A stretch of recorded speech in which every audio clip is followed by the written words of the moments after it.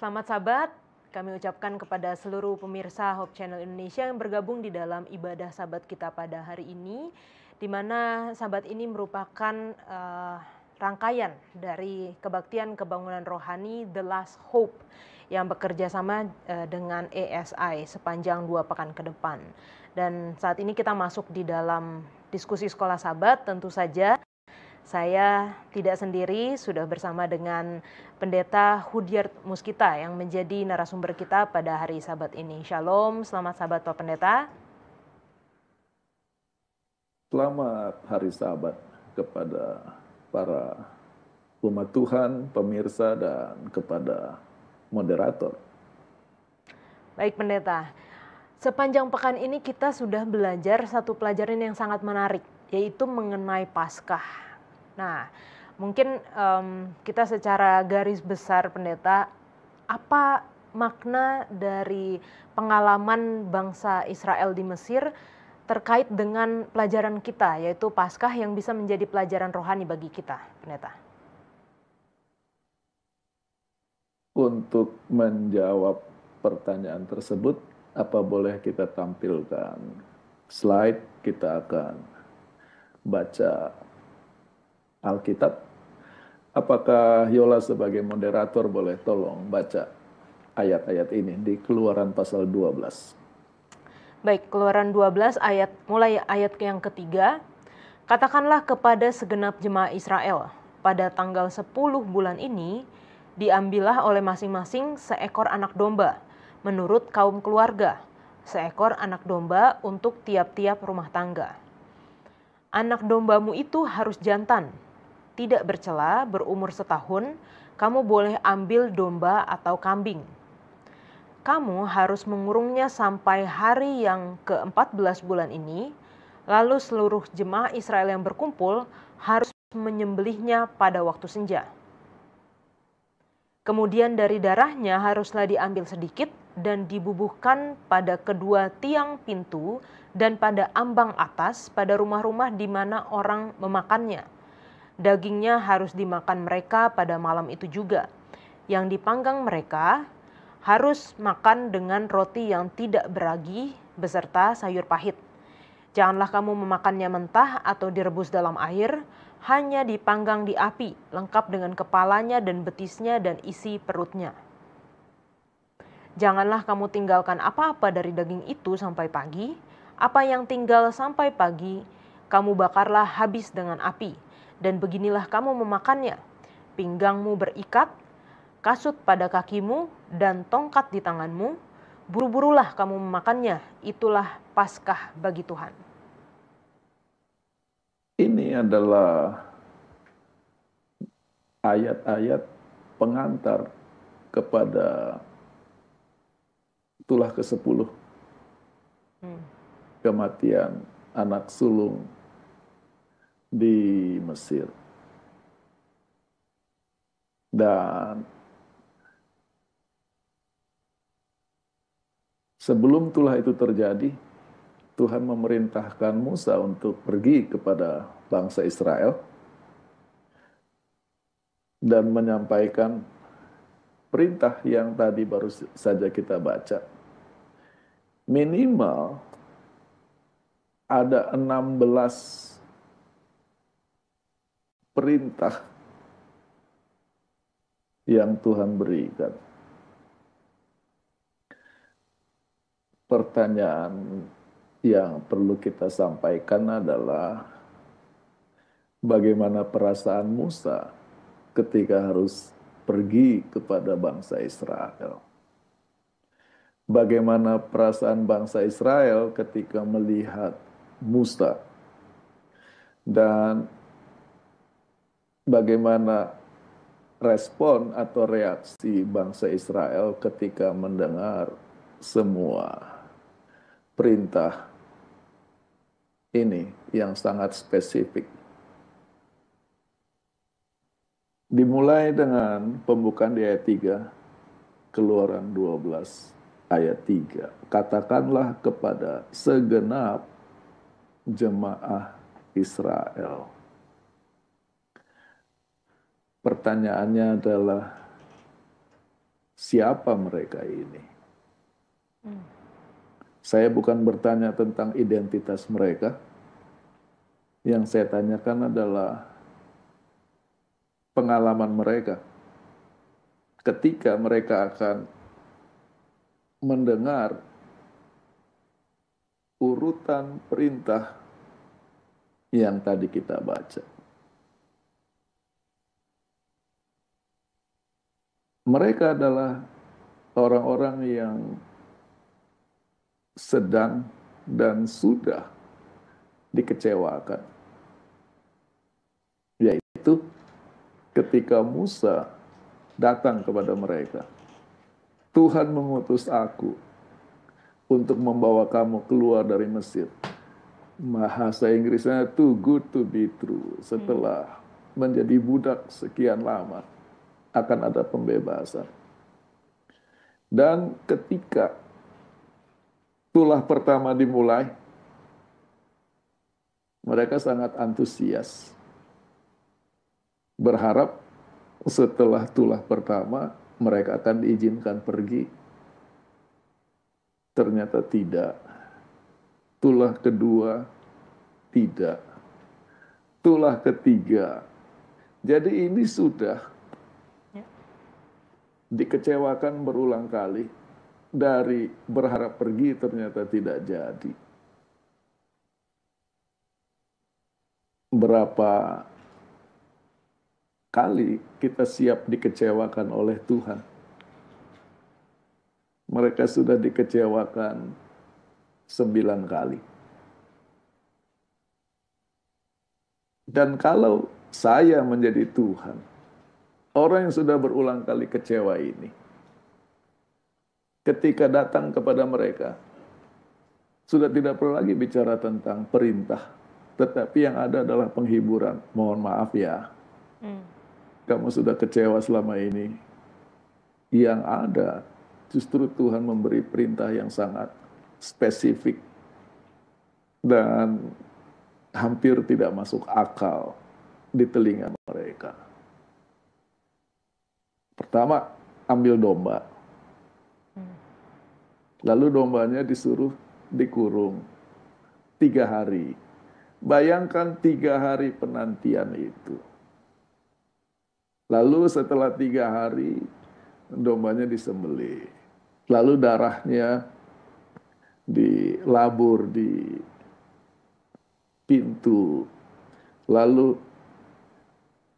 bagaimana kalau mereka katakan, dari mana kita tahu akan ada keluaran? Dari mana kita tahu bahwa kali ini akan benar? Mereka masuk akal kalau mereka merasa terlalu banyak perintahnya. Kalau nanti ternyata hanya kekecewaan seperti sudah 9 kali lagi yang sudah kami alami. Dan hamba Tuhan Ellen White dalam buku Para Nabi dan Bapa halaman 278 memberi komentar, sebelum memperoleh kemerdekaan, para budak ini harus menunjukkan iman mereka kepada kelepasan besar yang akan terjadi. Kalau saja orang Israel mengabaikan salah satu dari perintah spesifik yang diberikan kepada mereka, cara makannya, menunya apa, cara berpakaian waktu makan, mereka tidak akan aman. Barang siapa yang gagal memperhatikan perintah Tuhan akan kehilangan putra sulung mereka di tangan malaikat pembinasa.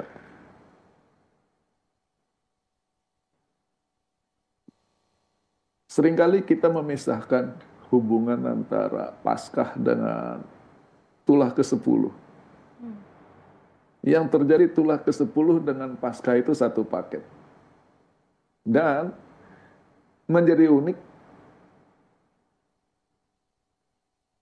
keunikan dari tulah ke-10 yang mana adalah Paskah bagi Israel.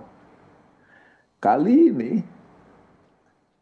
Israel secara aktif terlibat di dalam peristiwa 9 tulah sebelumnya. Mereka hanya penonton. Negeri mereka tidak terganggu.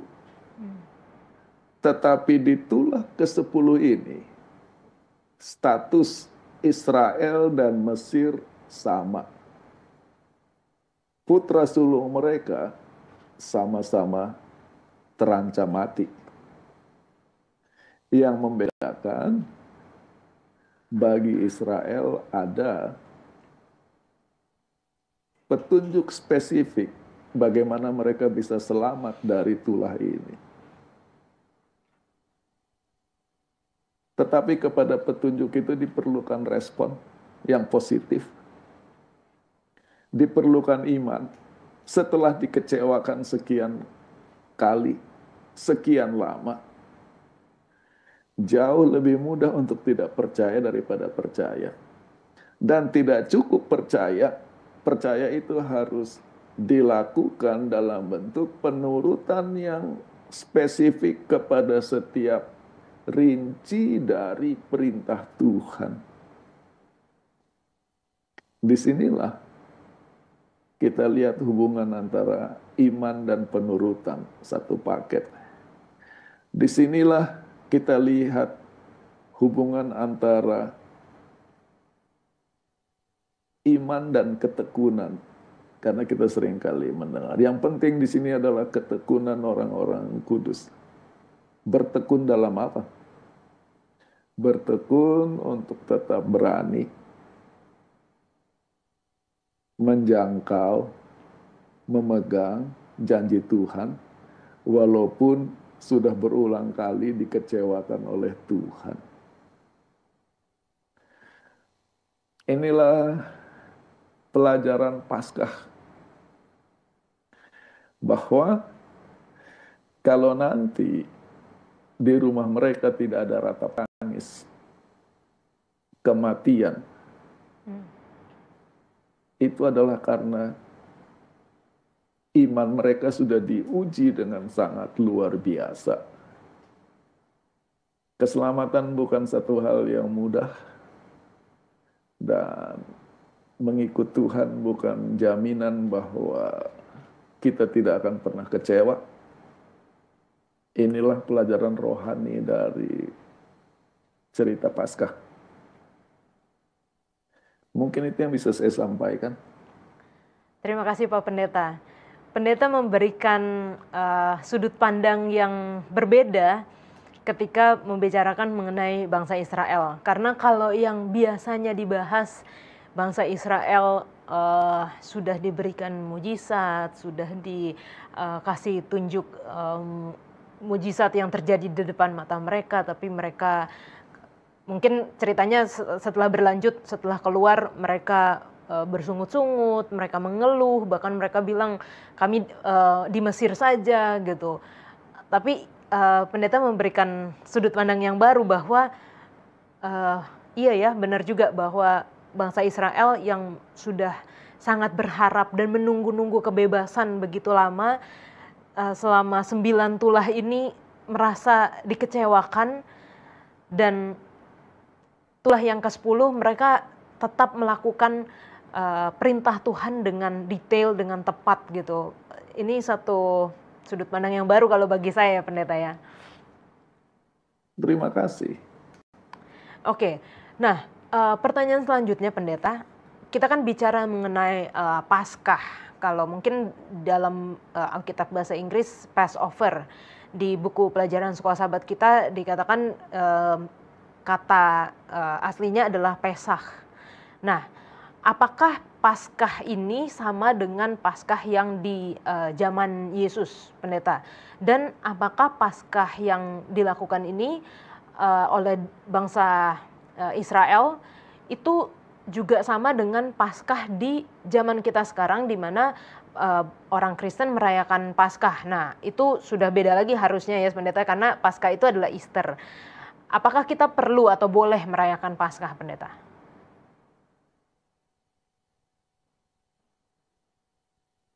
Boleh tolong slide ditampilkan? Saya akan membahas pertanyaan itu dari yang paling akhir baru mundur ke awalnya. Hubungan antara Paskah yang dirayakan oleh orang Kristen dengan Paskah yang dirayakan Yesus dan Paskah yang dirayakan dan Paskah yang terjadi di saat orang Israel keluar dari Mesir. Yang pasti Paskahnya orang Kristen berbeda dari Paskah yang dirayakan oleh Tuhan Yesus dan bangsa Israel. Banyak orang tidak tahu atau tidak perhatikan bahwa Paskahnya orang Kristen itu 4 hari perayaan. Dimulai dengan apa yang disebut Kamis Putih. Kamis Putih itu adalah mengenang, merayakan perjamuan yang Yesus dan murid-muridnya rayakan. Jumat Agung adalah mengenang dan mengingat penyaliban dan kematian Tuhan Yesus. Lalu Sabtu Sunyi adalah mengenang dan mengingat kematian dan tinggalnya Tuhan Yesus di kubur. Dan uniknya, hari Minggu, hari kebangkitan Tuhan, disebut Minggu Paskah. Jadi kita bisa lihat di sini, ketika Tuhan Yesus berkumpul dengan murid-muridnya hari Kamis malam, itu adalah malam Paskah yang di buku Keluaran 12 tadi. Jadi hari raya Paskahnya adalah hari Jumat besoknya. Tuhan Yesus mati pada hari raya Paskah. Tetapi orang Kristen memindahkan kata Paskah itu kepada hari Minggu, hari kebangkitan Tuhan. Jadi, dia dalam Paskahnya orang Kristen, walaupun menggunakan kata Paskah yang sama, yang dirayakan bukan lagi mengenang keluarnya orang Israel dari Mesir, tetapi kebangkitan Tuhan Yesus dari kubur, yang merupakan jaminan kita untuk hidup kekal dan jaminan untuk kebangkitan umat Tuhan di akhir zaman. Pertanyaannya, benar Paskahnya orang Kristen berbeda dari Paskahnya orang Ibrani yang di Alkitab? Tetapi apakah yang mereka rayakan orang Kristen peristiwa sejarah atau tidak? Benar, peristiwa sejarah. Sejarah siapa? Sejarah Tuhan Yesus. Apakah kita boleh atau tidak merayakan Paskah? Dalam arti Paskah Kristen yang mengenang dan merayakan penangkapan, penyiksaan, pengadilan, penyaliban, kematian, dan kebangkitan Tuhan Yesus. Tentu saja, ini adalah hal yang baik untuk kita ingat, walaupun tidak ada satu ayat pun di Alkitab yang memerintahkan untuk merayakan hal ini. Ini lebih merupakan inisiatif dari gereja yang mula-mula. Dan kemudian nanti baru tahun 300 sekian, dikukuhkan di Konsili Nikea. Tapi ini adalah hal yang baik. Nah, sebagai gereja Advent, karena kita terlalu fokus kepada Sabat, satu, jadi kita takut sekali merayakan hari-hari raya yang lain, supaya pekabaran Sabat kita itu jangan sampai kabur. Yang kedua, untuk menunjukkan identitas kita. Contohnya karena gereja Kristen merayakan Natal, kita sama sekali tidak merayakan Natal, tapi tahun baru rayakan untuk membangun identitas yang berbeda. Nah, kalau masalah Natal dan tahun baru itu masalah historisnya ya bisa kita pertanyakan. Apakah benar Yesus lahir tanggal 25 Desember? Tapi kalau yang Paskah ini historisnya benar. Kematian dan kebangkitan Tuhan. Jadi merayakan Paskah beda dengan problem merayakan Natal. Tapi apakah kita akan merayakannya sebagai gereja? Karena secara resmi gereja Advent tidak merayakan Paskah. Jadi untuk pertanyaan itu biarlah itu diputuskan dulu oleh pihak yang berwenang. Tentang boleh atau tidak, yang bisa saya sampaikan adalah Paskahnya orang Kristen adalah perayaan 3 hari terakhir dalam kehidupan Tuhan Yesus. 4 dari hari Jumat, Kamis malam. Dan itu adalah salah satu fondasi dari kekristenan, yaitu penyaliban, kematian, dan kebangkitan Tuhan. Mungkin itu saja yang bisa saya komentari tentang hal ini. Bagaimana dengan yang kedua, pertanyaan yang pertama tadi Pendeta, Paskah di bangsa Israel waktu keluar dari Mesir dengan Paskah yang di zaman Yesus. Dan kalau kita lihat memang di ayat-ayat di Alkitab di Keluaran 12 itu dikatakan kamu harus melakukan atau mengingat hari raya ini, harus melakukan, mengajarkan untuk maksudnya untuk terus-menerus gitu. Sedangkan di zaman kekristenan kita saat ini, itu kita sudah tidak merayakan Paskah yang seperti itu gitu Pendeta, tapi Paskah yang sekarang jadi kebangkitan Yesus. Baik, mungkin kita perlu mengerti bahwa Israel itu bukan hanya agama, tetapi juga satu negara. Jadi dari satu sisi bisa dikatakan hari raya Paskah mereka yang dibangun di atas Keluaran 12 itu adalah hari kemerdekaan mereka. Dan kita bisa lihat ayat pasalnya itu ada di Imamat 23. Ada hari-hari raya orang Israel. Boleh tolong Yola baca ayatnya? Baik, Imamat 23 ayat yang kelima.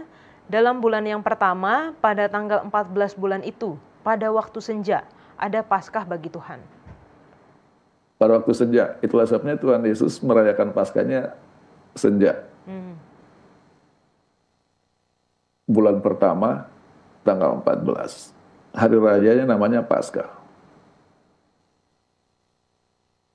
Silakan baca ayat 6. Dan pada hari yang ke-15 bulan itu, ada hari raya roti tidak beragi bagi Tuhan. 7 hari lamanya kamu harus makan roti yang tidak beragi. Hari raya kedua besoknya. Lalu? Ayat 10, berbicaralah kepada orang Israel dan katakan kepada mereka, apabila kamu sampai ke negeri yang akan kuberikan kepadamu, dan kamu menuai hasilnya, maka kamu harus membawa seberkas hasil pertama dari penuaianmu kepada imam. Itu namanya hari raya hulu hasil atau buah-buah sulung. Ayat yang ke-15, kemudian kamu harus menghitung mulai dari hari sesudah Sabat itu, yaitu waktu kamu membawa berkas persembahan unjukan, harus ada genap 7 minggu. Sampai pada hari sesudah Sabat yang ke-7, kamu harus hitung 50 hari. Lalu kamu harus mempersembahkan korban sajian yang baru kepada Tuhan. Ini jadi penting. Mereka disuruh hitung 50 hari. Bahasa Greka untuk itu adalah penta adalah 5. Pentakosta 50 hari. Terus 6 hari raya Pentakosta. Tapi kalau kita hitung, keluarnya orang Israel dari Mesir, sampai mereka di Sinai, kita tidak punya waktu untuk melakukan hal itu. Ketika Tuhan memberi 10 hukum, itu 50 hari setelah mereka keluar dari Mesir. Itulah sebabnya dalam bahasa Ibrani-nya namanya Simchat Torah, hari raya pemberian Torah. Tapi di ayat ini yang dihitung adalah kata 50 harinya. Apa yang dirayakan? Tidak disebut. Tetapi sebetulnya itu adalah hari raya diturunkannya 10 perintah di Sinai. Ini hari raya yang keempat. Dan untuk ribuan tahun lamanya, setiap tahun bangsa Israel merayakan hari raya Pentakosta ini, yaitu merayakan mengenang pemberian Taurat, firman, perintah. Dan di Kisah pasal 2, setelah kebangkitan Tuhan Yesus dan naiknya Tuhan Yesus ke sorga, pada hari raya Pentakosta ada kecurahan Roh Kudus. Dan ini yang tidak diperhatikan banyak orang. Maka pencurahan Roh Kudus itu bukan supaya kita bisa bicara bahasa roh, atau supaya kita dikuasai roh, tetapi Roh Kudus dicurahkan untuk memberi kepada kita energi untuk mengikuti Taurat. Dan Torah itu dalam bahasa Ibrani adalah manual, penuntun, petunjuk, bukan hukum seperti yang kita. Jadi sebetulnya hubungan antara kecurahan roh dengan hari raya Pentakosta, di Sinai kamu terima perintah, dan sekarang Tuhan Yesus sudah naik ke sorga, maka Roh Kudus akan menyanggupkan kamu untuk mengikuti hukum-hukum Tuhan. Hari raya yang keempat. Pindah ke bulan yang ke-7. Silakan baca. Ayat 24, katakanlah kepada orang Israel begini, dalam bulan yang ke-7, pada tanggal 1 bulan itu, kamu harus mengadakan hari perhentian penuh yang diperingati dengan meniup serunai, yakni hari pertemuan kudus. Saya tidak mengerti mengapa penterjemah Alkitab memilih kata serunai, nafiri atau trompet, because hari raya trompet atau nafiri. Jadi pada tanggal 1 bulan 7-nya orang Israel, trompet dibunyikan sebagai amaran, sebagai peringatan, dan itu adalah hari raya penuh. Kenapa?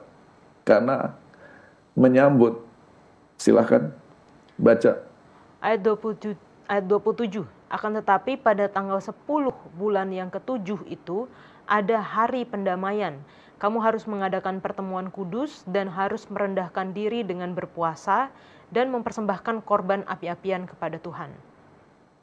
Hari raya penyucian Ka'bah, hari raya pengampunan, dan sebagainya. Jadi tanggal 1 diamarkan, semua harus introspeksi. Tanggal 10 pendamaian. Berikutnya. Ayat 34, katakanlah kepada orang Israel begini, pada hari yang ke-15 bulan yang ke-7 itu, ada hari raya pondok daun bagi Tuhan 7 hari lamanya. Di dalam pondok-pondok daun, kamu harus tinggal 7 hari lamanya. Setiap orang asli di Israel haruslah tinggal di dalam pondok-pondok daun. Hari raya yang terakhir. Jadi di Imamat pasal 23 ada daftar hari-hari rayanya orang Israel. Dan dari satu sisi ini adalah untuk menggambarkan hubungan mereka dengan Tuhan level pertama. Sayang kita tidak punya waktu untuk membahas tentang ragi ya.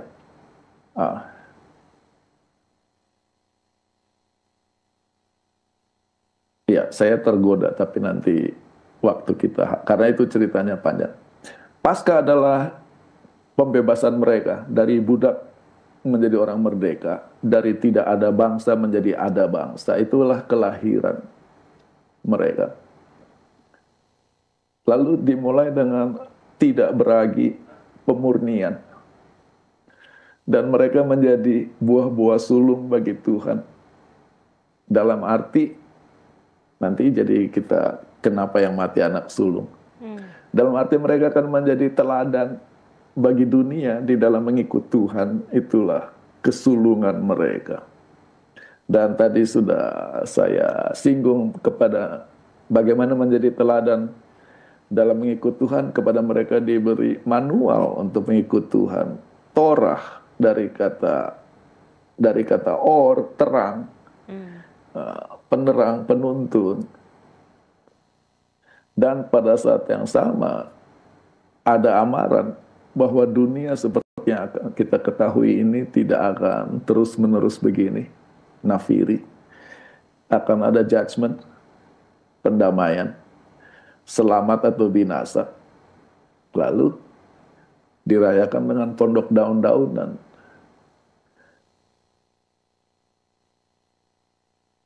Menggambarkan sorgawi. Jadi satu minggu dalam 1 tahun orang Israel ini sudah tinggal di negeri perjanjian, sudah tinggal di Kanaan. Mereka sudah membangun rumah, sudah tinggal di rumah. Semua harus keluar dari rumahnya dan camping 1 minggu. Dan campingnya tidak boleh pakai tenda. Tendanya harus dari daun. Bayangkan ketika hari pertama jadi lebih gubuk ya, mungkin lebih cocok. Daunnya masih lebar, gubuknya masih lengkap. Tapi ketika hari ketiga gubuknya mulai kering. Lalu hari ke-6 gubuknya sudah compang-camping. Mengingatkan itulah sifat fana manusia. Bahwa benar kamu tinggal di negeri perjanjian, di Kanaan. Tetapi kita masih hidup di dunia dengan segala kefanaan, kemanusiaan dan kematian selalu mengintai, mengintip. Daun yang darinya hidup segar jadi kering. Itu satu. Di sisi lain, ketika mereka tidur pada malam hari, ketika daun-daun itu mengering, mereka lihat ke atas. Karena sekarang jadi tembuskan. Itulah rumah kita, bukan rumah yang kita bisa bangun sekarang. Mengingatkan mereka pada surga. Itu level pertama, Israel punya pengalaman. Bagaimana dengan kita sebagai orang Kristen? Kita tidak merayakan hari-hari raya ini karena itu adalah hari raya bangsa mereka. Pengalaman bernegara mereka. Ketika mereka panen pertama kali setiap tahun, Tuhan yang diberi buah sulung. Tapi sekarang dibaca secara kristologis, Yesus domba Paskah, dia mati. Dan dia akan membawa kemurnian dalam hidup kita, roti tidak beragi. Buah sulung adalah kebangkitan Tuhan Yesus. Pantekosta adalah kecurahan Roh Kudus. Nafiri adalah amaran tentang kedatangan Tuhan. Pendamaian adalah ketika Tuhan datang, dan pondok daun-daunan ketika kita diangkat ke sorga. Bagus, bagus. Makna rohaninya sangat dalam. Tetapi seperti saya katakan, kita bukan bagian dari... Orang Indonesia kan punya hari raya Sumpah Pemuda, ada hari Ibu, hari Angkatan Bersenjata. Ya, itulah mereka punya historis, tapi kita bisa menangkap nilai-nilai rohani dan pelajarannya. Mungkin itu yang bisa saya sampaikan. Menarik sekali, Pendeta.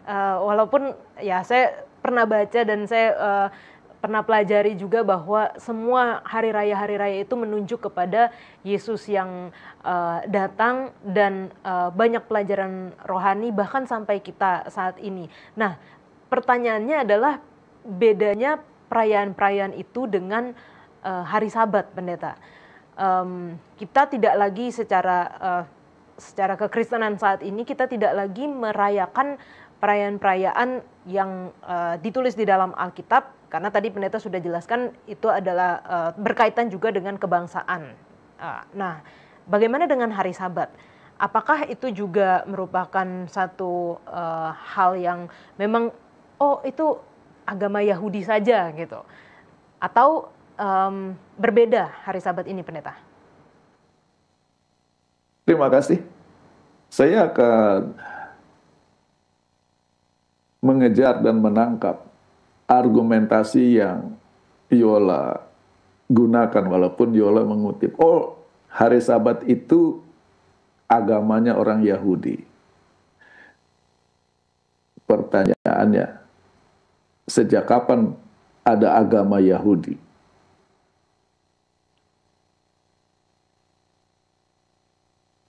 Itu pertanyaan pertama. Dan mana lebih dulu? Ada orangnya atau ada agamanya? Orangnya. Harus ada orangnya dulu, baru ada agamanya. Ya. Kapan orang Yahudi muncul sebagai satu kelompok?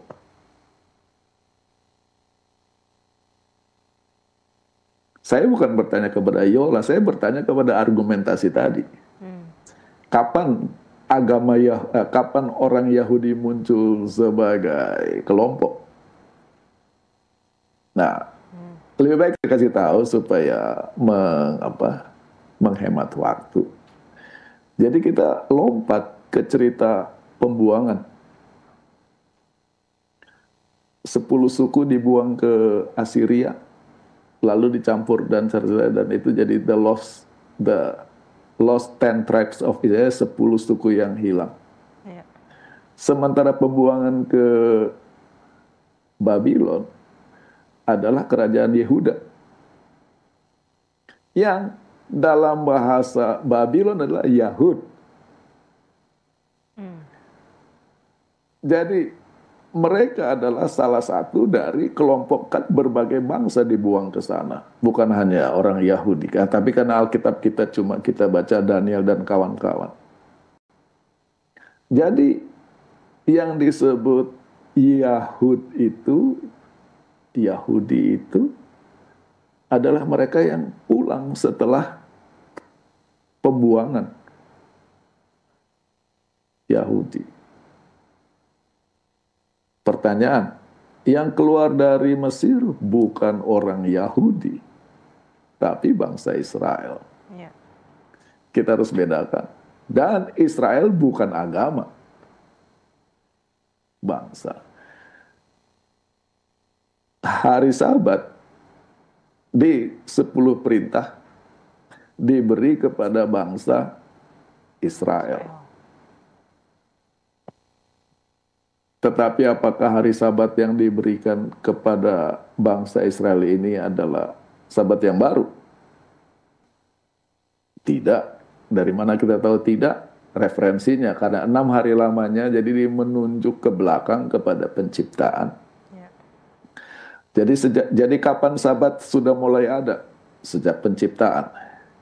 Pertanyaan, Adam itu orang apa? Kedua, Adam itu agamanya apa? Jadi, kalau hari raya tadi memang perayaannya orang Israel sebagai bangsa, itu tidak langsung apple to apple, atau langsung Sabatnya orang Yahudi juga tidak. Sabat adalah hari raya umat manusia, penciptaan. Dan nah, di sini kita harus hati-hati dan lebih teliti dan lebih terbuka cara berpikirnya. Nomor satu, ketika hari Sabat diperkenalkan kepada Israel, itu adalah hari Sabat penciptaan untuk semua umat manusia. Tetapi untuk memberi pemahaman kepada Israel sebagai bangsa, di buku Ulangan, ketika 10 perintah diulangi, menggunakan cerita pembebasan mereka. Jadi sebagaimana penciptaan dunia, sekarang penciptaan satu bangsa. Dan supaya lebih bermakna bahwa kalau cerita penciptaan itu jauh di belakang, kamu mengerti, tapi sama-sama adalah karya ajaib, mujizat yang Tuhan lakukan untuk memulai sesuatu yang baru dari dunia yang tidak ada jadi ada, bangsa pilihan yang tidak ada jadi ada. Mungkin saya dorong sedikit. Kalau kita ingat, karena kita tidak punya waktu untuk baca, kapan orang Israel sebetulnya lahir jadi bangsa?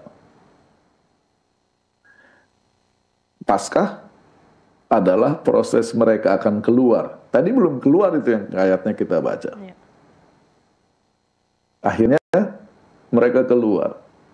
Tapi waktu keluar pun terancam, kalau tidak dipulangkan kembali, dibunuh oleh Firaun. Maka kapan sebetulnya mereka murni, semurni-murninya tampil sebagai satu bangsa yang utuh? Ketika mereka keluar dari laut. Karena Firaunnya sudah binasa dengan pasukannya, sekarang mereka jadi bangsa merdeka. Apa yang terjadi?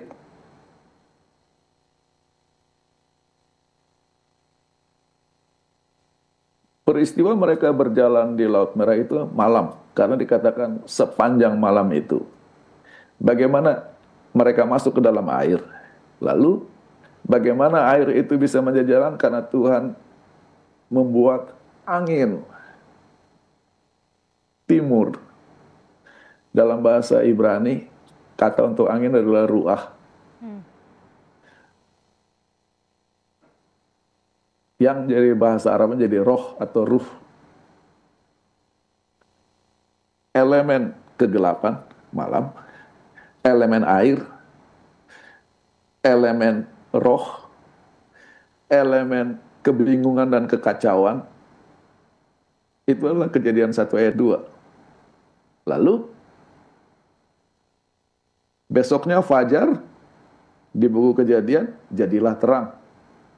Jadi, kelahiran dunia dengan kelahiran Israel paralel ceritanya secara tematik. Dan itulah sebabnya secara mudah mereka tidak punya masalah. Nanti kita yang bermasalah. Hari Sabat peringatan penciptaan dunia dan hari Sabat kelahiran Israel bukan berarti itu adalah agamanya Israel, tetapi keajaiban dan ketidakmungkinan. Orang tidak berpikir karena sudah terlalu fasih dengan Alkitab.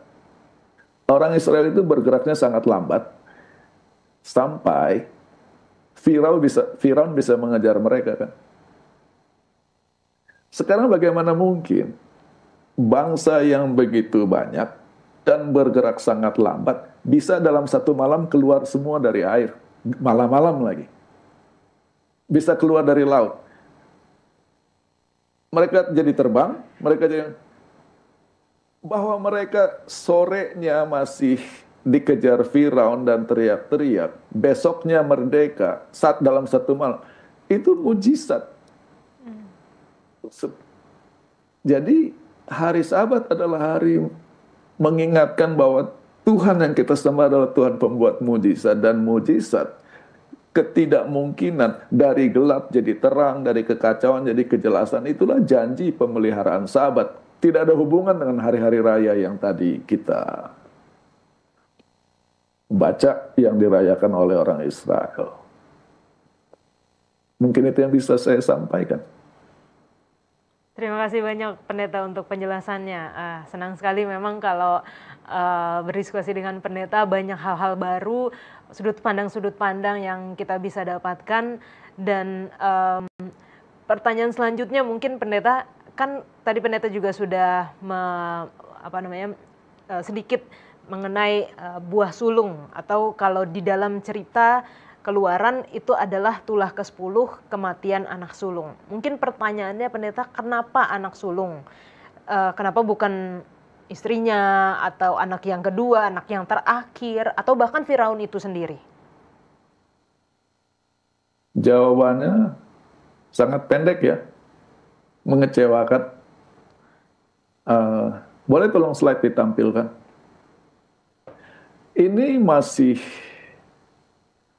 di luar Mesir ketika Musa dalam proses akan berangkat ke Mesir. Dia belum ketemu Harun. Ini kata-kata Tuhan. Oh, Yola silakan baca. Keluaran 4 ayat 22 dan 23. Maka engkau harus berkata kepada Firaun, beginilah firman Tuhan, Israel ialah anakku, anakku yang sulung.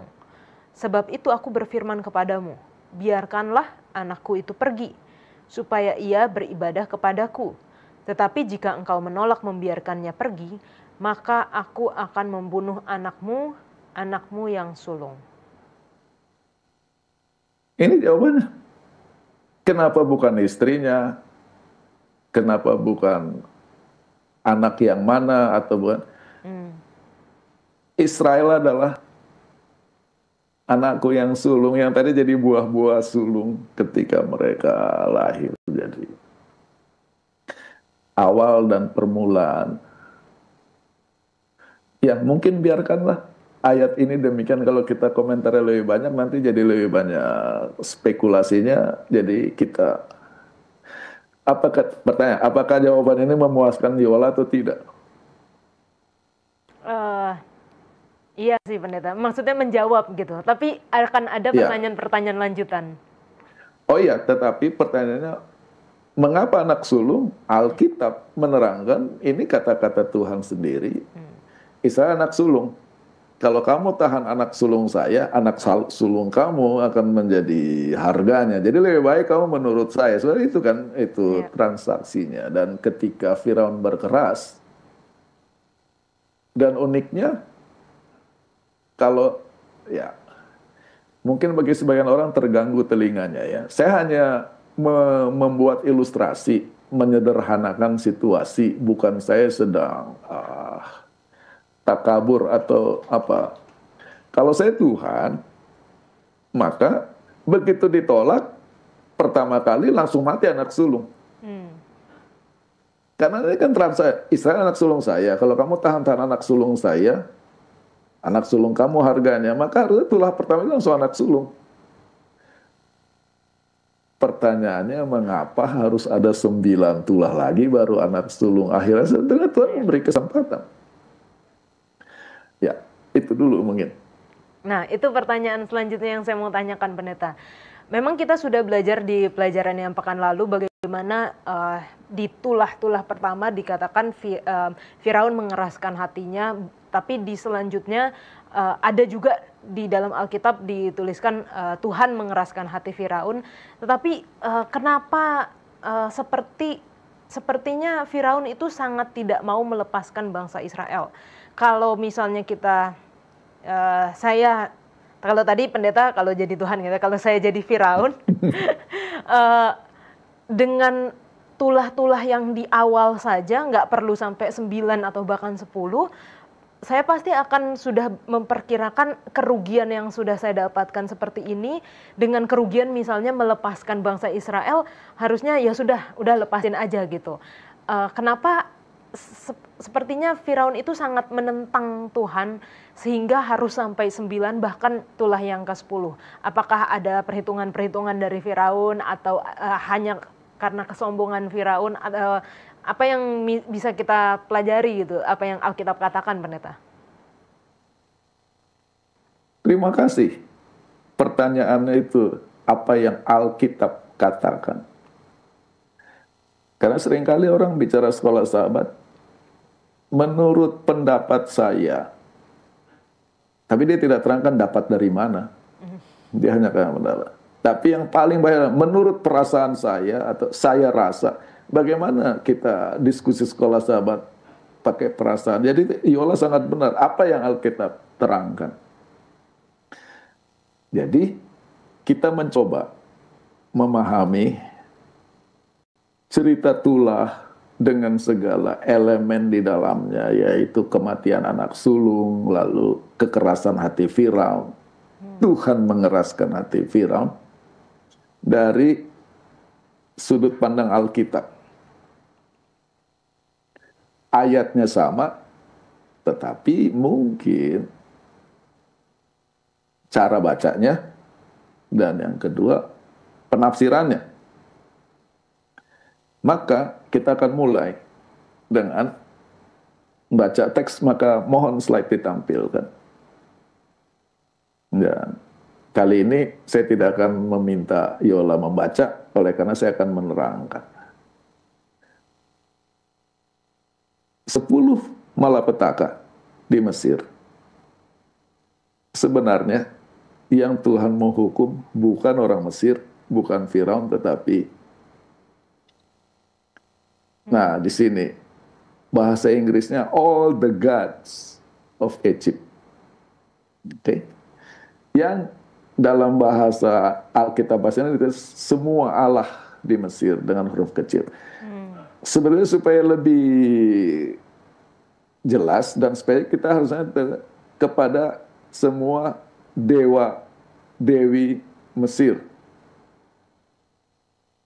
Yang sedang dihukum adalah dewa-dewa Mesir. Itu nomor 1. Yang kita harus ingat, tidak ada itu dewa. Dewa itu tidak eksis. Jadi sebetulnya, siapa itu dewa-dewa Mesir? Kalau saya tanya siapa, seolah-olah mereka itu oknum. Mungkin pertanyaannya lebih baik adalah, apa itu dewa-dewa Mesir? Yang pertama dihukum Tuhan siapa? Atau apa? Sungai Nil. Yang kedua dihukum Tuhan adalah, salah pertanyaan. Penghukuman bentuk apa? Bukan, karena yang dihukum bukan kodok. Kodok bukan dihukum. Kodok adalah alat penghukuman.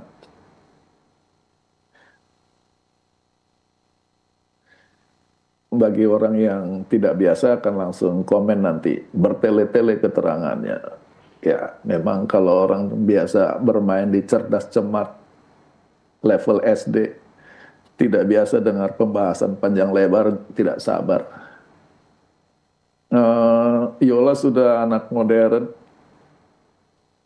hidup di kota Jakarta yang sudah sangat modern, maka pertanyaan ini menjadi aneh.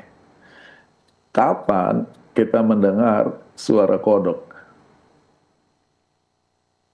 yang paling jelas dan paling ramai? Kalau Yola tidak bisa jawab, tidak apa-apa, karena saya sudah katakan anak modern. Apa saya perlu tunggu atau sudah mau menyerah?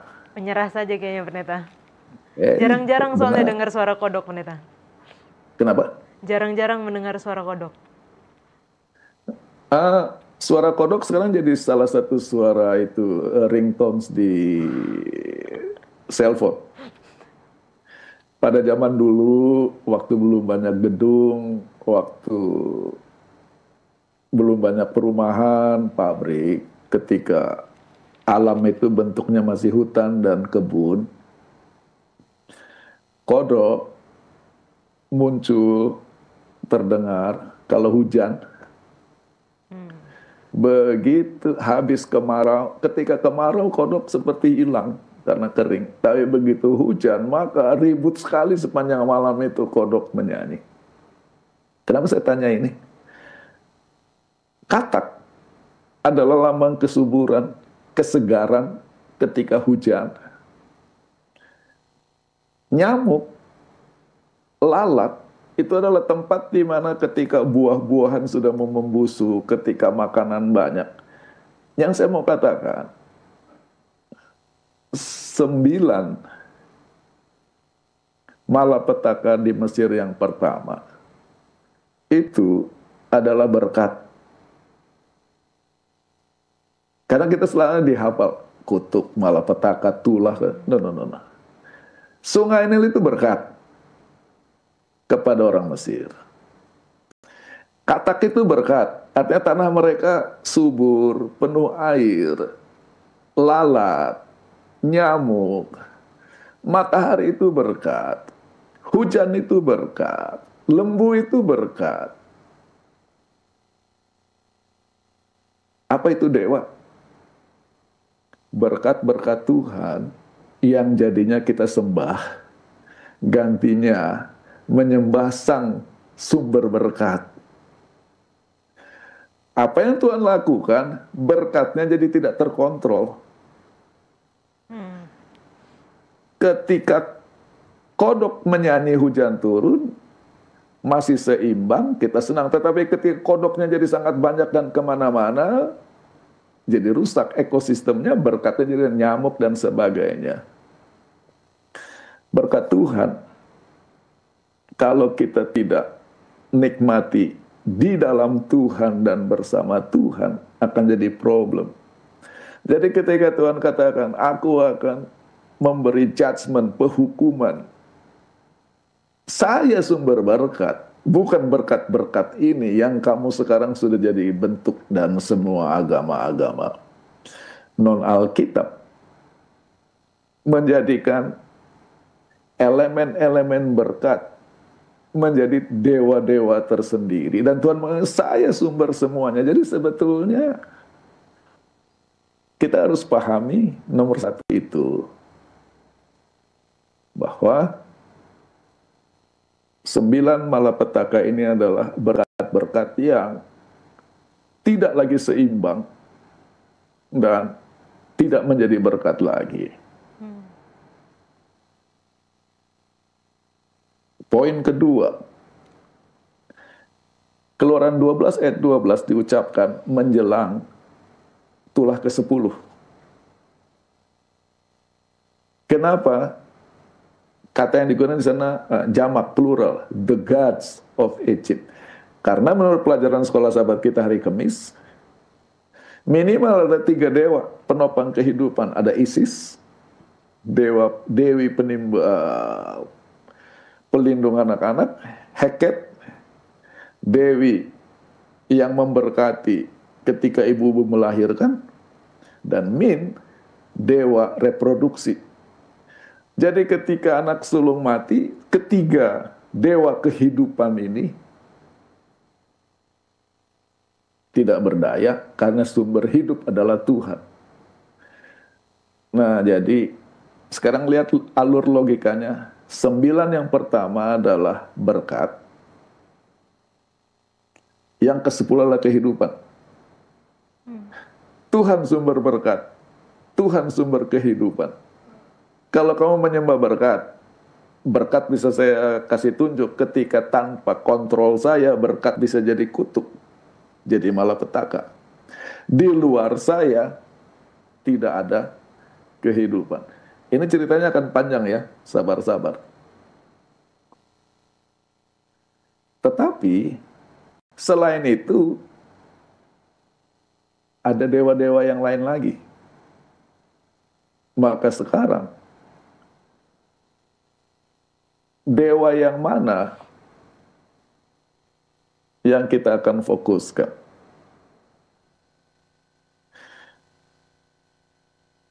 Kita akan membahas, jawabannya itu ada di Keluaran 7 ayat 2 sampai 5. Nah, karena saya tulisnya bahasa Inggris karena akan lebih mudah pembahasannya nanti. Apa Yola boleh tolong baca Keluaran 7 ayat 2 sampai 5? Baik, saya bacakan. Engkau harus mengatakan segala yang kuperintahkan kepadamu, dan Harun abangmu harus berbicara kepada Firaun, supaya dibiarkannya orang Israel itu pergi dari negerinya.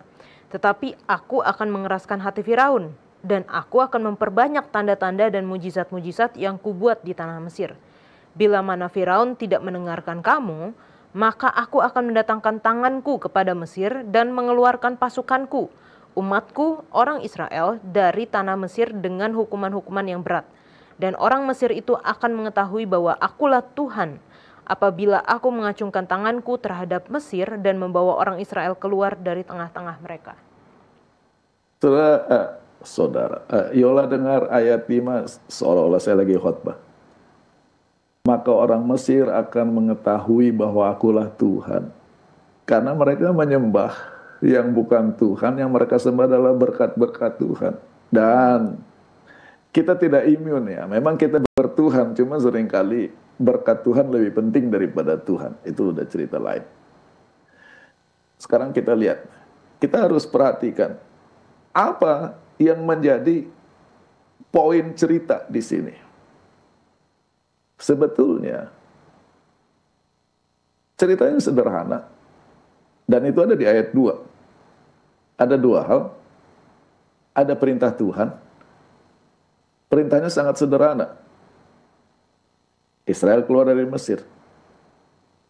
Jadi sebetulnya kalau Musa datang minta dan keluar, tidak ada cerita panjang lebar dan tidak ada pembahasan kita hari ini. Itu kan ayat 2. Nah, tapi jadi lebih complicated. Di ayat berikutnya, dan aku akan mengeraskan hati Firaun. Wah, udah panjang lebar lah diskusi orang mengapa begini. Saya akan katakan inilah dilema menulis Alkitab. Dalam arti, kalau Tuhan Maha Kuasa, kenapa Firaun bisa melawan dia? Pertanyaan berikutnya, apakah mungkin manusia melawan Tuhan? Karena Tuhan adalah sumber kehidupan. Jadi manusia melawan Tuhan, minimal dia ditopang Tuhan untuk melawan Tuhan. Maka dalam menghadapi dilema ini, jalan keluarnya adalah di dalam kemahakuasaan Tuhan. Kalau sampai Firaun mengeraskan hati, itu adalah atas izin Tuhan. Dan bahasa yang lebih, aku akan mengeraskan hati Firaun. Masalahnya, statement ini ada di ayat 3 dari Keluaran 7. Kita petik di sini berhenti, padahal itu baru setengah ayatnya. Kita tidak baca sambungannya. Jangankan baca, tidak bahas. Lihat. Ketika Firaun mengeraskan hati, yang Tuhan izinkan, dan bahasanya adalah Tuhan yang membuat. Karena bahasanya, kalau kalau Firaun mengeraskan hati dan Tuhan tidak bisa berbuat apa-apa, yang kita pertanyakan keagungan dan kebesaran Tuhan. Maka Tuhan yang membuat. Ketika Firaun mengeraskan hati, apa yang Tuhan lakukan? Menghukum dia? Tidak.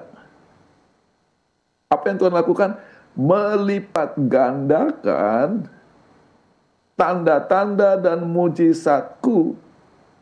Jadi Tuhan yang mengeraskan hati Firaun adalah Tuhan yang memenangkan Firaun. Dan sekarang kita harus membaca 9 malapetaka dalam perspektif yang berbeda. Itu bukan hukuman, itu adalah pertunjukan tanda-tanda ajaib Tuhan. Dari mana kita tahu? Keluaran 7 ayat 3.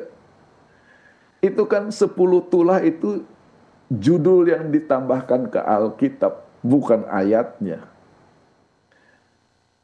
Ketika Firaun mengeraskan hati, Tuhan melipat gandakan tanda-tanda dan mujizat. Bahasa Indonesianya apa ayatnya? Keluaran 7 ayat 3. Memperbanyak tanda-tanda dan mujizat-mujizat. Multiply, memperbanyak. Saya lebih suka melipat gandakan. Jadi sekarang lihat. Firaun responnya negatif terhadap perintah Tuhan, keluarkan Israel. Lalu ketika dia responnya negatif, gantinya Tuhan menghukum dia, menghajar dia. Tuhan memperbanyak tanda mujizat. Itulah yang 9 malapetaka. Kita terus ke ayat 4. Tetapi walaupun saya sudah lipat gandakan tanda-tanda dan mujizat, Firaun tidak akan memperhatikan, katanya. Nah, di dalam Alkitab, ini namanya paralelisme, yaitu satu tema diulangi dengan ekspresi yang berbeda, tapi poin yang sama. Maka, ayat 3 dan 4 itu paralel. Aku mengeraskan hati Firaun, paralel dengan walaupun aku melipat gandakan tanda-tanda mujizat, Firaun tidak mau memperhatikan. Maka sebagai respon, maka aku akan mengedangkan tanganku terhadap Mesir. Itulah yang multiplying my signs and wonder. Tujuannya apa? Supaya aku bisa membawa orang Israel keluar dari Mesir melalui apa? Hukuman. Kata hukuman muncul terakhir. Selama ini kita pakai 10 hukuman. Yang ada adalah signs and wonder, tanda-tanda mujizat. Jadi hati Firaun berkeras. Respon Tuhan bikin mujizat. Semakin berkeras, semakin mujizat. Dan semakin lihat mujizat, semakin berkeras. Sekarang lihat narasi ceritanya. Ketika dia semakin berkeras, karena Israel harus keluar, maka terpaksa hukuman. Ayat 5 sekarang. Akibatnya, seluruh orang Mesir akan tahu bahwa akulah Tuhan. Ketika aku mengulurkan tanganku terhadap Mesir dan membawa Israel keluar. Inilah cerita 10 malapetaka dalam satu paket yang harus kita baca baik-baik alur logikanya. Yola jangan tanya dulu. Pertanyaannya, mengapa Firaun berkeras kan? Itu salah satu yang membuat orang sangat penasaran kan? Ada banyak penjelasan tentang itu yang akan saya bagikan, hanya salah satu cara menjelaskan.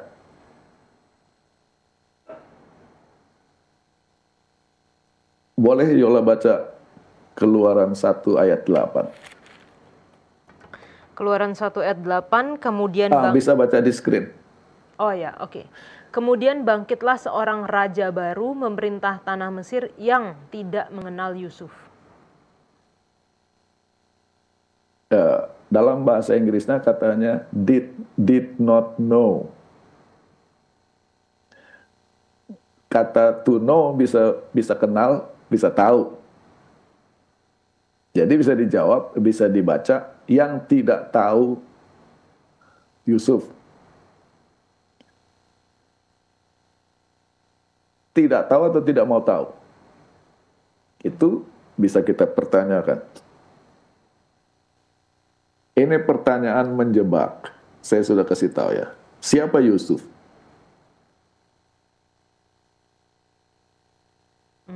Tangan kanan raja waktu sebelumnya. Benar. Kecuali kita tidak baca Alkitab. Siapa Yusuf? Dalam konteks Mesir. Yang raja baru ini tidak mau kenal.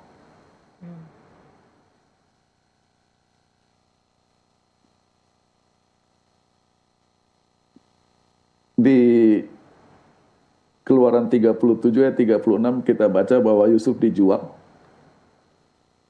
Lalu ini ayat terakhir dari pasal 37.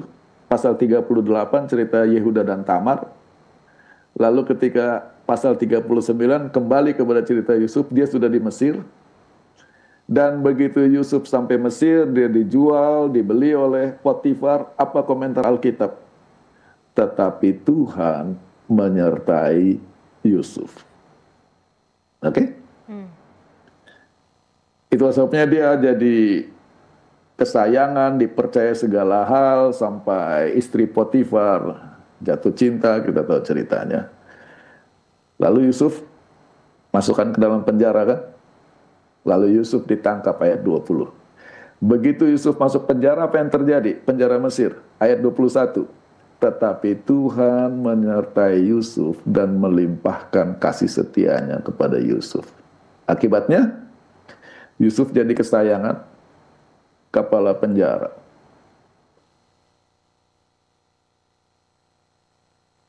Ayat berikutnya. Kenapa sampai dia dipercaya? Karena Tuhan menyertai Yusuf dan Tuhan membuat apa saja yang dilakukan Yusuf berhasil. Maka pertanyaan saya kembali lagi, siapa Yusuf? Jawabannya sekarang, orang yang selalu disertai Tuhan. Benar?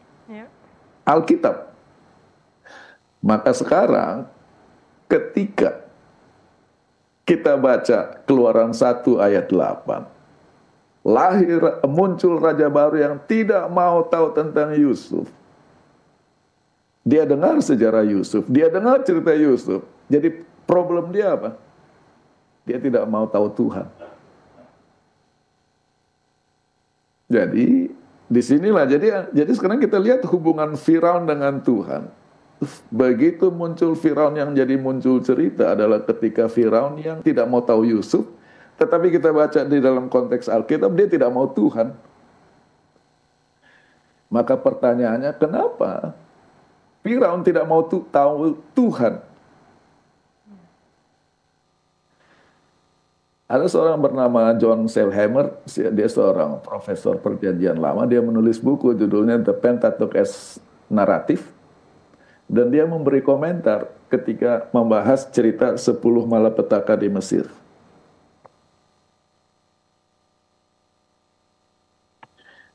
Boleh jadi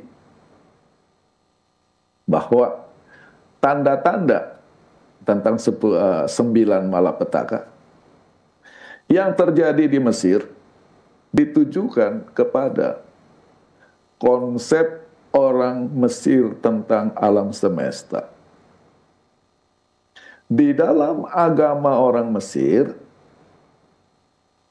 alam semesta itu harmoni. Yaitu setiap bagian dari alam memberi kontribusi kepada satu sistem yang seimbang. Nah, sekarang kita ngerti, jadi tadi dirusakkan keseimbangan alamnya, yang kodoknya jadi banyak, lalatnya jadi banyak, dan jadi masalah, matahari jadi gelap. Dan di dalam agamanya orang Mesir, siapa yang menjamin keseimbangan segala elemen alam ini? Menurut penelitian Egyptology, it was the responsibility of Pharaoh. Firaun yang bertanggung jawab untuk menjamin keseimbangan alam supaya tetap jadi berkat. Dan Firaun di sini bukan raja, bukan hasil pilkada atau pilpres. Firaun di sini adalah titisan dewa di bumi. Firaun adalah Allah. Maka Firaun sebagai raja Mesir, dia adalah Allah Mesir yang menjamin.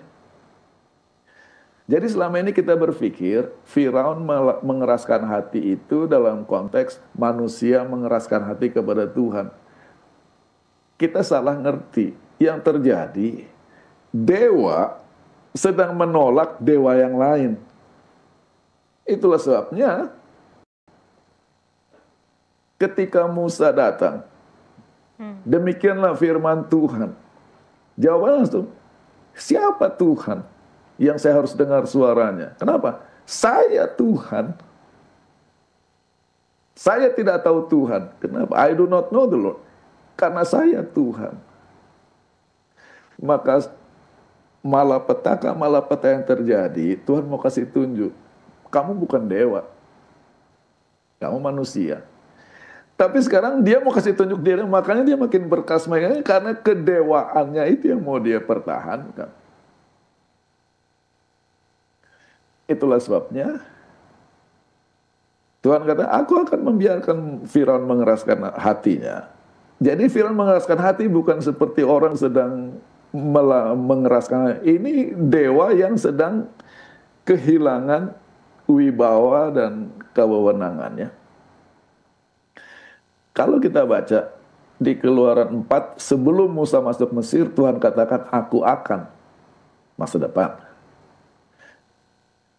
Di pasal 7, ketika mulai akan terjadi, Tuhan, aku akan, masih masa depan. Uniknya di pasal Keluaran 9 ayat 12, ayatnya tidak lagi mengatakan aku akan.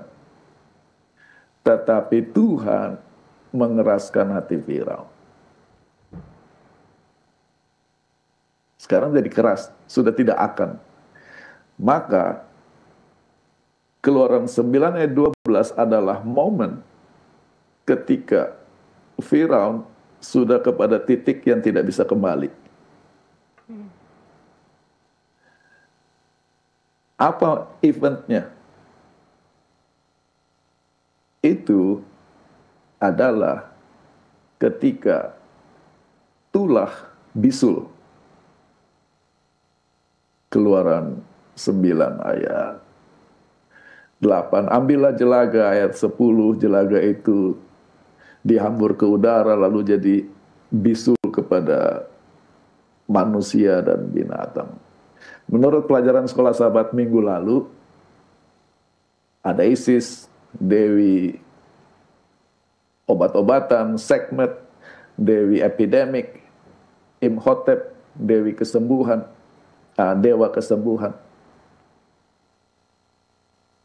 Dan di ayat inilah ketika terjadi bisul,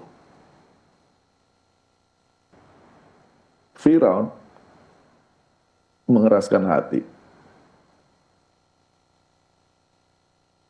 Kita akan belajar sekolah sahabat dari Nabi Yesaya.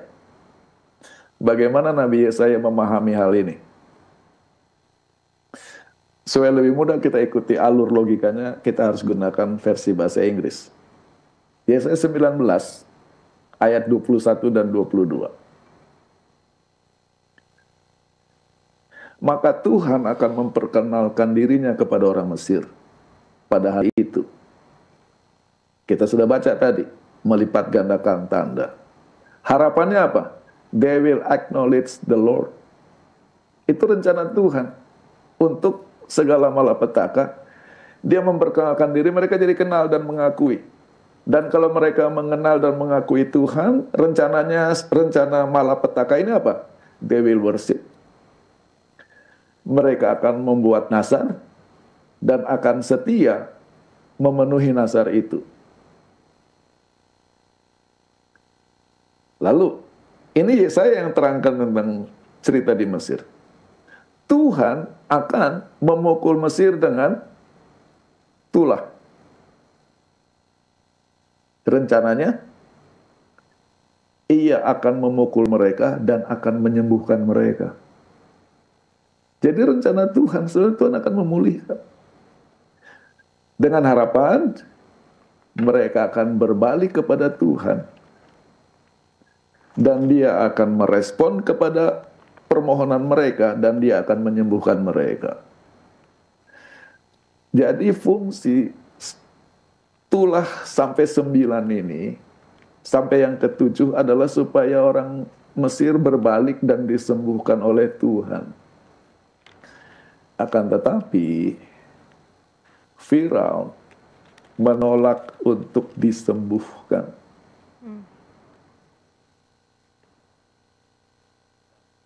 Dan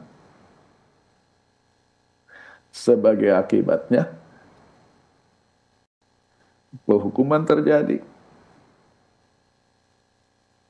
Israel anak sulungku, kamu akan kehilangan anak sulungmu. Dan Israel yang selamat bukan Israel yang pasif dan hanya menonton tapi selamat. Israel yang harus mau tetap percaya dan setia kepada Tuhan walaupun sudah dikecewakan terus-menerus pembukaan pembahasan kita tadi. Cerita tulah di Mesir hanya kita bisa pahami dalam konteks lengkap dengan membaca penjabaran Nabi Yesaya tentang apa yang terjadi. Jadi tadi, loh, Firaun kenapa sudah sampai rugi, babak belur, kok berkeras terus sampai anaknya mati? Dia dewa. Dan dia tidak siap untuk turun menjadi manusia dan mengaku bahwa Tuhanlah Allah. Bahwa Tuhanlah sumber segala sesuatu. Dalam agama Mesir, dialah yang menjamin keseimbangan segala alam. Maka semakin rusak, semakin berkeras dia. Sementara Tuhan ingin menyembuhkan dia.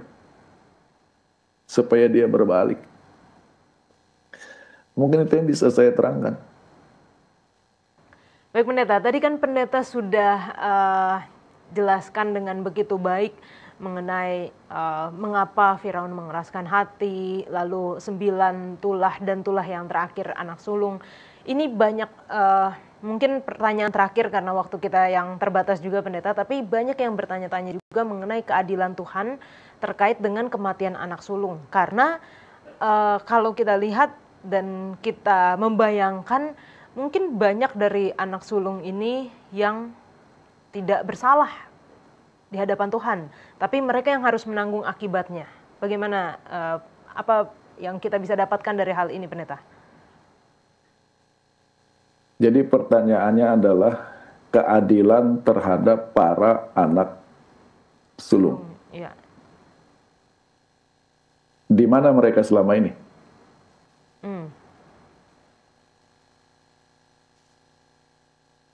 Di Mesir, pendeta. Mereka di Mesir. Waktu semua peristiwa ini terjadi, di mana mereka? Di dalam cerita, mereka tidak ada kan? Tapi sekarang harusnya kita sudah bisa memahami cerita ini dalam konteks yang lebih baik. Dalam arti, sebelum Musa masuk Mesir, kepada kita pembaca sudah diberi informasi pedoman. Israel adalah anak sulungku. Kalau Firaun tidak memberi Israel keluar, anak sulungnya akan diambil. Walaupun tidak terlalu di Alkitab, tetapi informasi kepada pembaca adalah informasi kepada seluruh Mesir dan Israel. Maka kalau saya jadi anak sulung, kami semua akan demo. Fakta bahwa mereka diam. Mengapa mereka diam? Karena mereka percaya bahwa Firaun adalah Allah yang benar. Dan Firaun akan menuntun mereka keluar dari problema ini. Jadi iman mereka letakkan kepada Allah Firaun, ganti kepada Allah yang memang tidak adil ya kepada mereka, bicara keadilan. Tetapi disitulah yang terjadi. Mengapa para anak sulung pasif? Dan ingat, Israel juga terancam mati anak-anak sulungnya, dan seluruh Israel memilih untuk menurut. Nomor satu. Nomor dua, kita hanya bisa membahas keadilan ketika negara dalam suasana aman. Keadilan jalan. Tetapi di dalam suasana perang, tidak ada keadilan. Ini sekarang perang. Maka ini adalah korban peperangan. Ketika perang mulai, jadi ketika perang mulai, maka siapa saja akan jadi korban. Walaupun perang yang benar harusnya hanya dilakukan antar prajurit bersenjata. Penduduk sipil tidak boleh jadi korban, tetapi seringkali ketika terjadi pemboman dan sebagainya. Ini adalah konteks perang kebenaran, dan ini adalah contoh mikro untuk peperangan yang lebih besar di akhir zaman. Akhirnya setiap orang harus mengambil posisinya, bukan posisi secara fisik, tetapi secara rohani. Allah yang benar atau Allah-Allah yang tidak ada tetapi diyakini lebih berkuasa dari Allah yang benar dan hidup. Itulah konsep keadilan yang bisa kita bahas di dalam konteks cerita ini. Jadi, para anak sulung di Mesir, mereka bukan korban pasif. Mereka sebetulnya bisa, tetapi, dan ayatnya berulang, kita tadi baca, aku akan memperkenalkan diriku kepada Mesir dan mereka akan mengenal aku. Sudah, dan yang Tuhan beri tanda-tanda mujizat. Tetapi sayangnya, ceritanya sad ending. Ketika Firaun berkeras, mereka ikut berkeras bersama Firaun. Lalu saya akan tutup dengan yang tidak enak ya, tapi sangat penting. Sejauh ini kita baca cuma cerita di Mesir, 10 malapetaka. Mesir Israel, Mesir Israel, Mesir berkeras, Israel selamat. Tapi nanti di padang belantara, walaupun Tuhan melipat gandakan tanda mujizat, Israel juga berkeras mengulangi kesalahan Firaun, dan akhirnya generasi yang lepas dan dari Mesir dan menontonnya tidak ada yang masuk Kanaan kecuali Yosua dan Kaleb. Akhirnya persoalan semua manusia sama. Despite of many signs of wonders that the Lord has performed, we choose to harden our hearts. Walaupun Tuhan memberi berbagai tanda dalam hidup kita, kita memilih untuk mengeraskan hati. Maka akhirnya Mesir dan Israel sama saja. Itu adalah tantangan iman untuk setiap manusia. Kalau berceritanya cuma berhenti di buku Keluaran, memang Mesir jelek, Israel bagus. Mesir dihukum, Israel dilindungi. Tapi ketika ceritanya sampai buku Ulangan, ternyata itu adalah persoalan dan tantangan setiap manusia. Dan inilah kesimpulan saya. Terima kasih Pak Pendeta untuk pelajaran yang begitu banyak dan indah yang kita sudah dengarkan.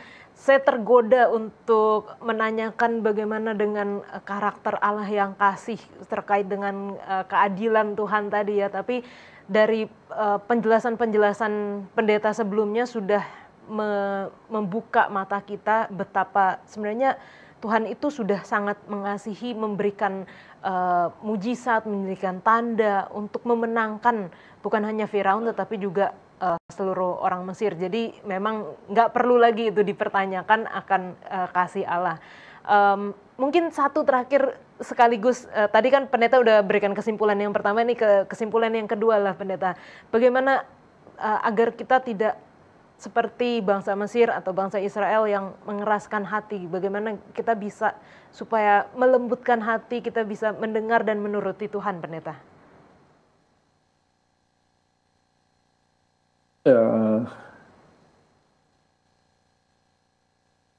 Di pertanyaan ini jawabannya sangat panjang. Di dalam dunianya Alkitab, kita melihat ada 3 budaya berdampingan. Budaya Mesopotamia, Babylon, budaya Mesir, dan budaya Israel. Bagi Mesir, angka dasar mereka adalah angka 5. Itulah sebabnya ketika Benyamin bersama saudara-saudaranya datang, Yusuf memberi makan porsinya 5 kali lipat dibanding saudara yang lain. Ketika saudara-saudara dikasih pakaian, Benyamin dikasih 5 sementara, angka 5. Angka Babylon angka 6. Nah, patung yang dibangun Nebukadnezar tingginya 60, lebarnya 6 supaya 66. Dan seterusnya, itu sebabnya angka Babylon 6. Angka Israel 7. Kenapa saya cerita ini? Musa itu kelahiran Mesir, didikan Mesir. Maka ketika dia tulis bukunya, dibagi 5 buku Musa. Mesir. Jadi, di buku Keluaran, ada 2 kelipatan 5, jadi 10. 10 malapetaka dan 10 hukum. 10 malapetaka dan 10 berkat. Pertanyaan Yola, bagaimana supaya kita tidak mengeraskan hati? Tuhan memberi 10 penuntun hidup, yang sayangnya judulnya sekarang sudah jadi 10 hukum, dan hukum sudah jadi.